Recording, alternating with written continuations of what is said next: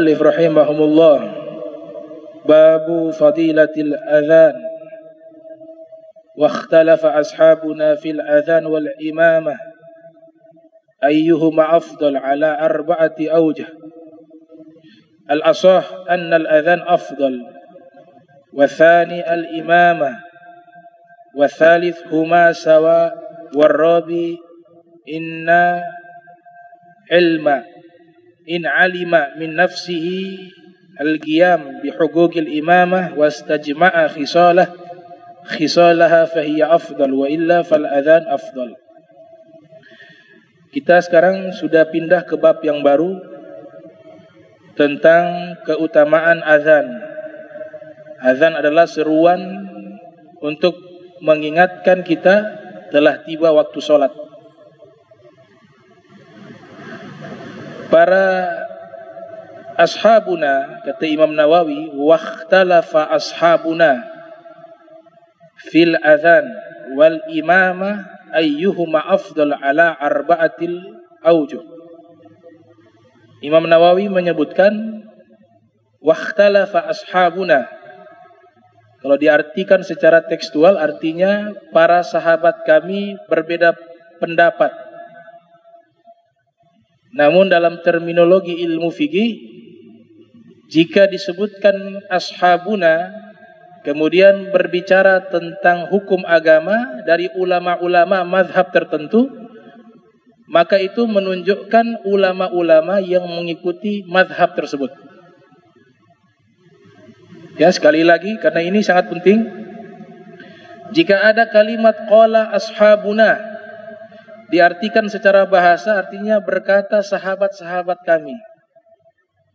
Namun dalam terminologi ilmu fikih, jika dibahas tentang satu masalah hukum dan ulama yang mengarang kitab tersebut adalah ulama yang bermazhab dalam mazhab tertentu, maka yang dimaksud adalah ulama-ulama yang semazhab dengannya. Seperti pernyataan Imam Nawawi. Imam Nawawi sebagaimana kita ketahui, beliau bermazhab Syafi'i. Karena beliau mengarang beberapa karya ilmiah tentang fikih Syafi'i. Seluruh kitab fikih beliau membahas tentang fikih Syafi'i. Bahkan beliau termasuk salah satu tokoh di dalam mazhab Syafi'i.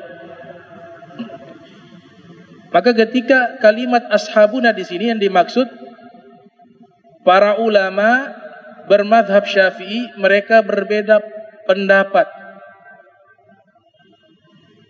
Misal kalau yang berbicara Syekh Ibnu Qudamah Al-Hambali, seandainya di kitab beliau mengatakan qala ashabuna, itu artinya ulama-ulama bermazhab Hambali. Kemudian Ibnu Qasim Al-Misri, mazhabnya Maliki. Seandainya di kitab beliau mengatakan qala ashabuna, artinya berkata para ulama mazhab Maliki, dan seterusnya. Nah, di dalam kita memahami satu mazhab itu tidak mudah. Sehingga ulama-ulama terdahulu, mereka walaupun sudah mencapai derajat ilmu yang sudah terpenuhi syaratnya sebagai mujtahid sekalipun, mereka tetap memberikan contoh lebih baik mengikuti satu dulu.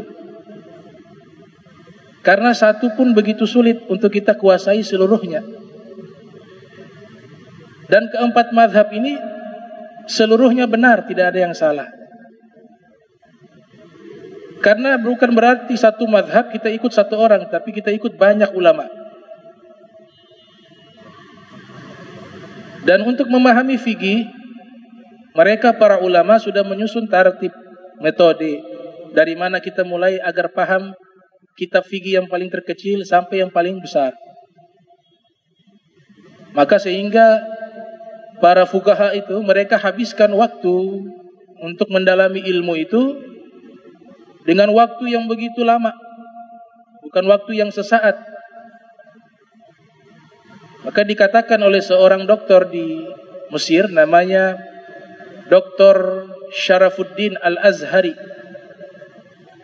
Dia katakan menggambarkan bagaimana para ulama terdahulu ketika mereka sudah ishtigal bil ilm, sudah sibuk dengan ilmu, itu sudah tidak ada waktu lain.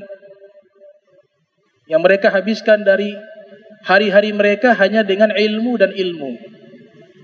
Sampai beliau katakan di dalam satu ucapan beliau bahwa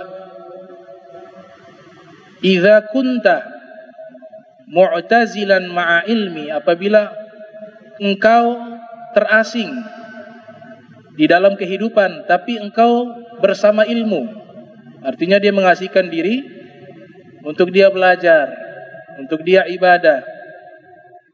Fala ni'mal i'tizalu i'tizaluk, maka keterasingan yang seperti itu adalah keterasingan yang paling nikmat kalau bersama ilmu, ma'al ilmi.